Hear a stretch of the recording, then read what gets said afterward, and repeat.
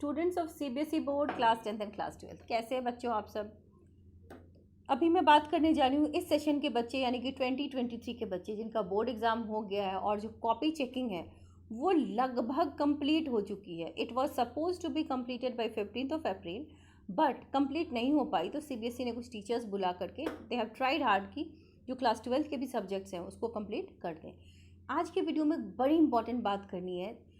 हम ऐसे तो बातें करते ही हैं कि क्या हो रहा है आपके एग्ज़ाम के रिगार्डिंग, रिज़ल्ट के रिगार्डिंग, कैसे बन रहा है, बट एक बहुत ही इंपॉर्टेंट टॉपिक है ग्रेस मार्क्स, जिस पे बहुत से बच्चों के कमेंट्स आते हैं।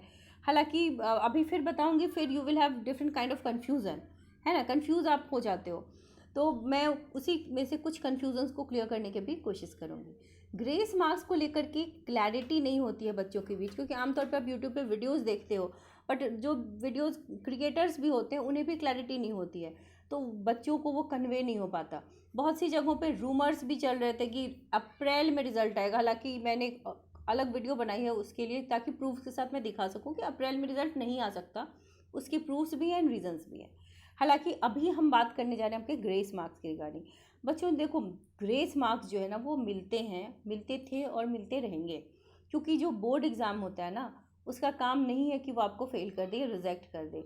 ये कंपटीशन में होता है कि they have limited number of seats, जिसको ऑक्यूपाई करने के बाद सारे बच्चे जो है ऑटोमेटिकली रिजेक्ट हो जाता है।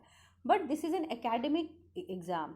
एकेडमिक एग्ज़ाम में नंबर ऑफ़ स्टूडेंट जितने ज़्यादा पास होते हैं उतना अच्छा होता है बोर्ड के लिए, क्योंकि हर बोर्ड हर चीज़, जैसे आप मान लो कुछ करते हो कोई काम, उसमें सक्सेस चाहते हो, तो जो बोर्ड है सीबीएसई बोर्ड, ये one of the biggest board है।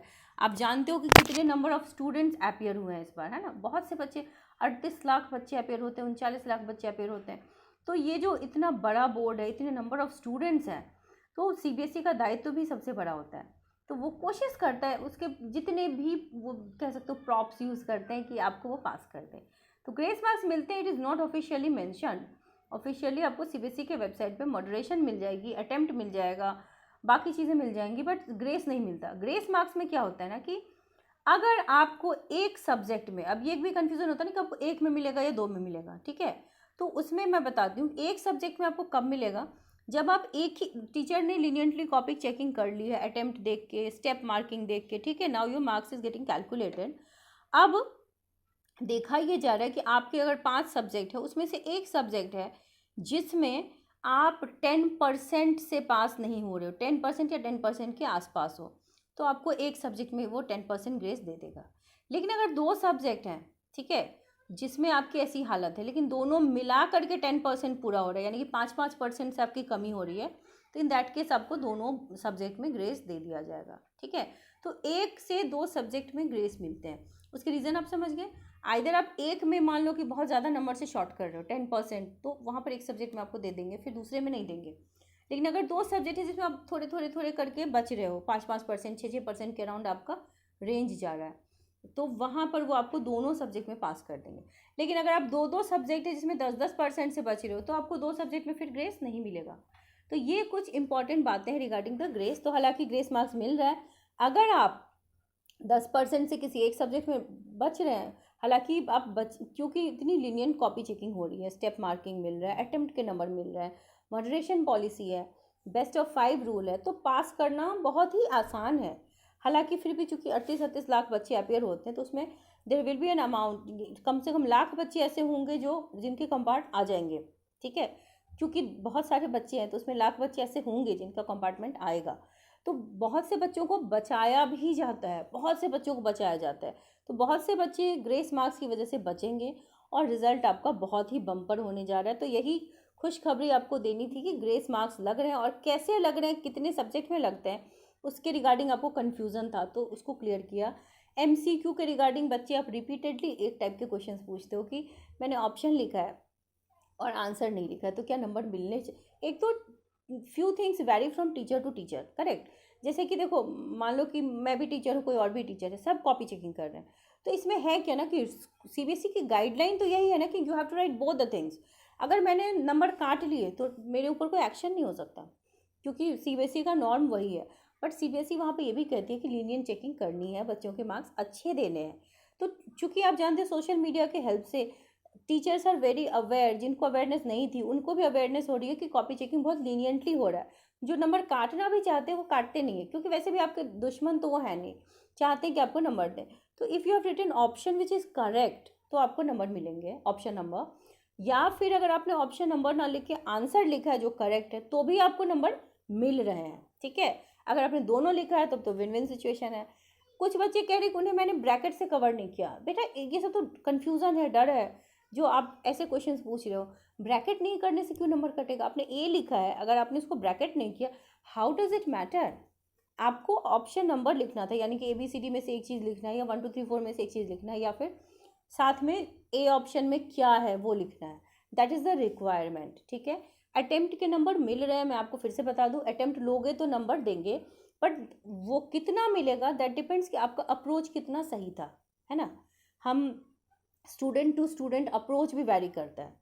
अब स्टेप मार्किंग कैसे होती है? मान लो क्वेश्चन लिखा, ठीक है, आपने पहला स्टेप लिखा मैथ से, सपोज फॉर्मूला लिख दिया, उसके नंबर मिलेंगे।